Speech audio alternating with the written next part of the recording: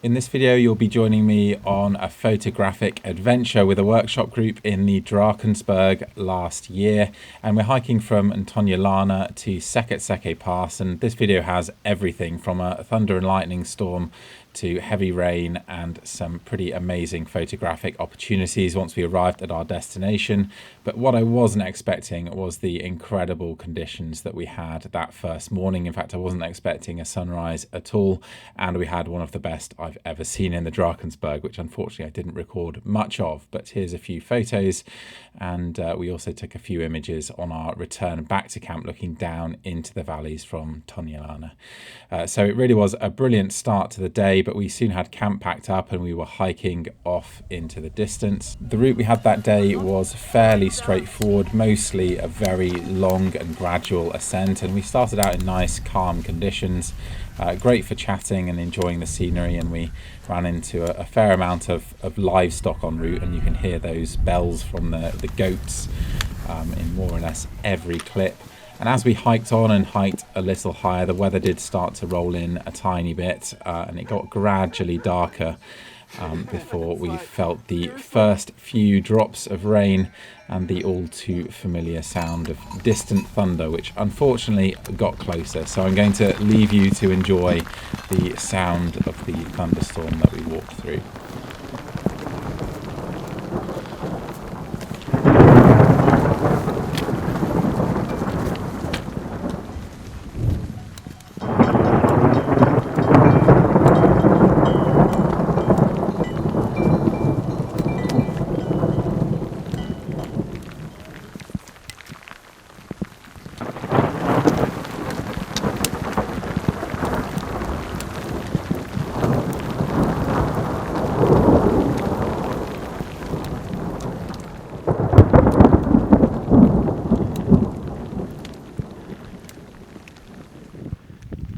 That thunderstorm soon passed through, and we carried on to one of my favourite sections of trail in the whole Drakensberg, past Elephant and Cockade, which actually isn't too far away from Seke Pass where we were camping. So we could have spent quite some time here, and of course we did take some photos, but we felt it was best to carry on because we were probably going to be racing more weather coming through. We've got some pretty cold and wet hikers now because that thunderstorm got everybody wet, and then the temperature has dropped quite considerably. So we're about 1 kilometre from camp now. If I just show you, I'm bringing up the rear, but the porters got there some time ago, so they will have set up camp for us, which of course is a huge advantage.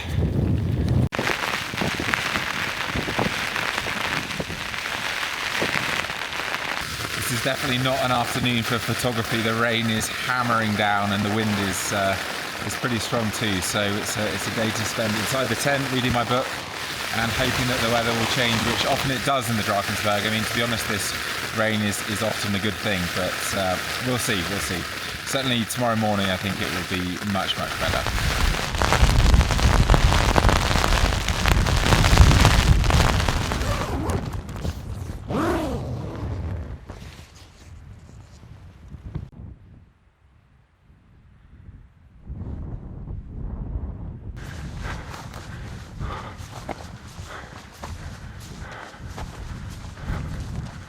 Oh yes, look at that.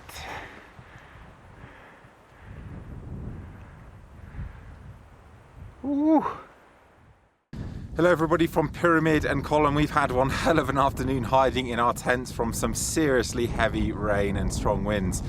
But out of nowhere the sun's come out, the storm has passed into the distance behind us, and now we're treated to these fabulous views.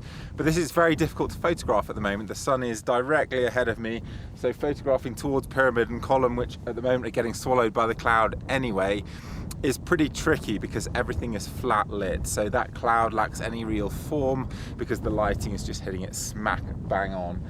And the same with the rock features themselves.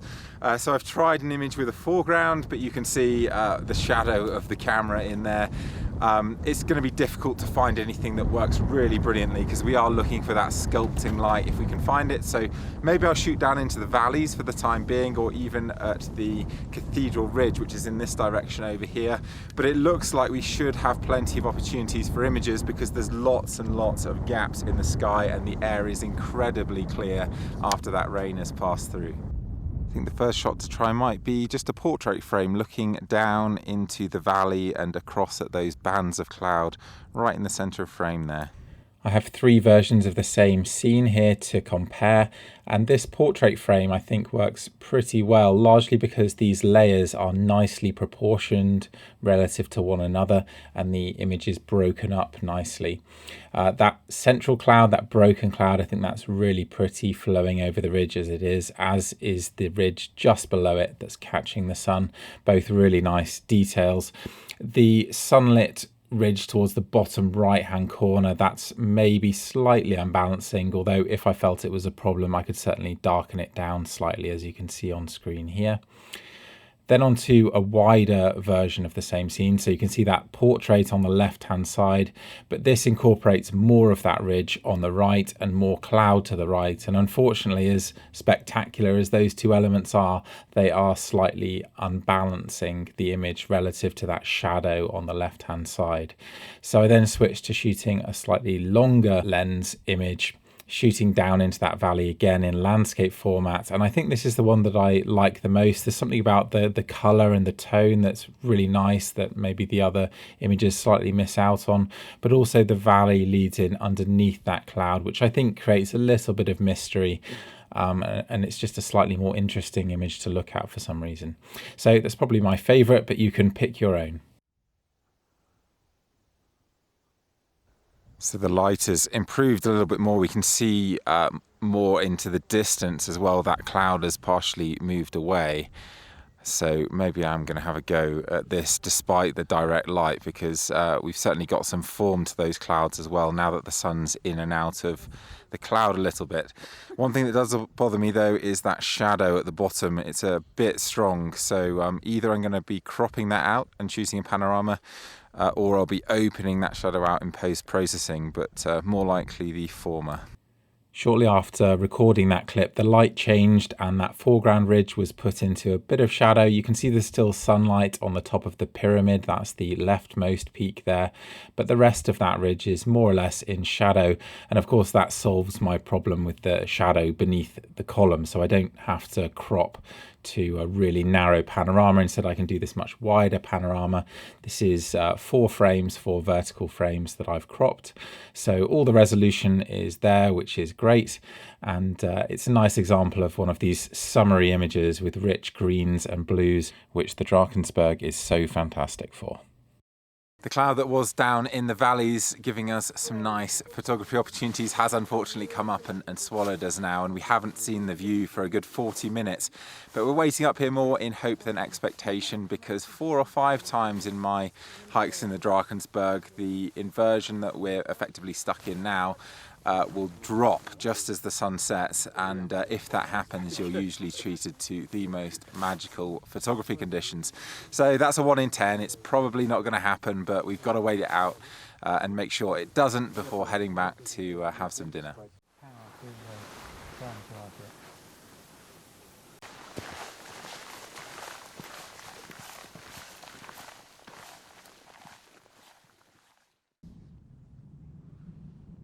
Looking very promising.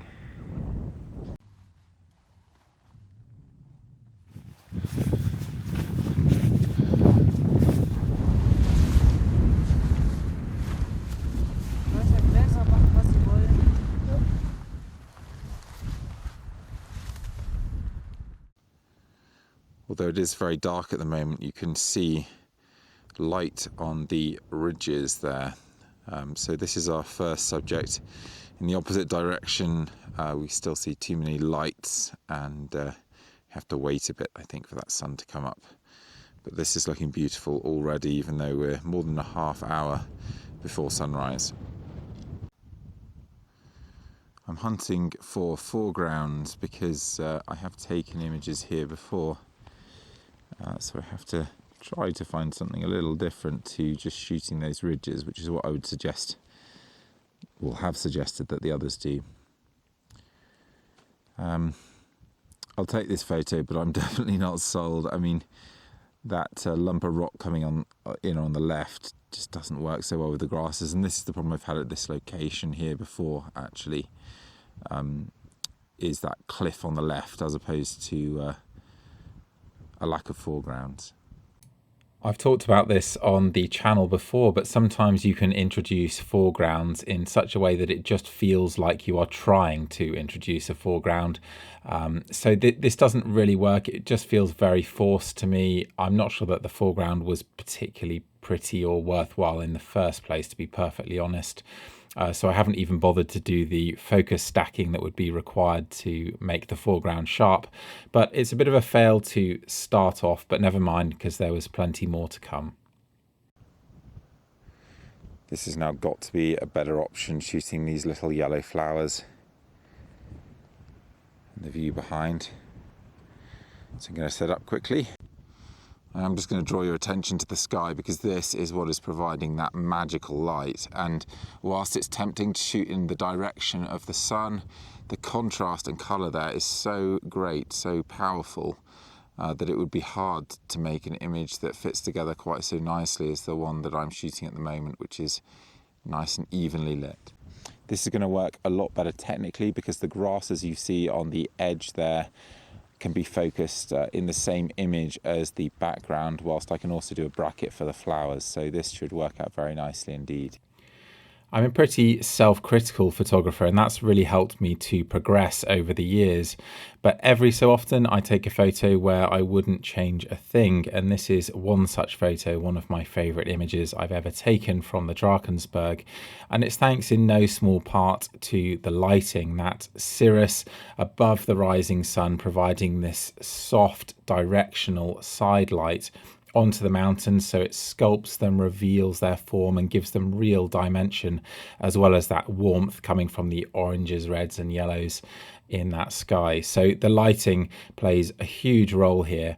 But I'm also really pleased with the composition. With the foreground, I've gone for this consistent scattered look, which I've used more and more actually in my images over the years, where there isn't a particular foreground element to hang your eye on, but there's a nice arrangement of clumps of flowers and tufts of grass, and nothing draws your attention away from that wider scene. And for me, that helps to integrate the foreground into the backdrop. And finally, a compositional point that's really specific to this location. You can see that ridge coming in from the left hand side, and previously I've left out a lot more of that ridge, and I think that's made it feel like the ridge was just coming into the edge of the frame all the time, whereas here, by including more of that ridge, it's actually helped to make the photo feel more balanced and for that ridge to be more integrated into the wider scene. And I actually think that the size of that ridge also balances nicely, as does the size of the foreground relative to the backdrop, relative to the sky. So I suppose I'm singing my praises a little bit too much here, but it's nice to recognise, I think, when you have done something well, because I do give myself a hard time plenty often enough. And now to add to the mix, we have some rather nice pink cirrus above the mountain here. So I've taken 3 versions of this shot, and I'm sure one of them will do very nicely. I'm shooting slightly wider than the previous frame here to include some of that pink sky, particularly towards the top left. And I think compositionally this works fairly well too. But there's no doubt that that first frame is better, both compositionally, but particularly in terms of lighting, because the light has now become slightly more yellow, even though it's still lit by the clouds. And that's given the overall landscape a yellowy greenish look that I think isn't nearly as pleasant as that previous shot. So sunrise is coming up directly behind pyramid and column there, but I really think the scene to photograph is in the opposite direction, because the lighting will be so much better and less contrasty.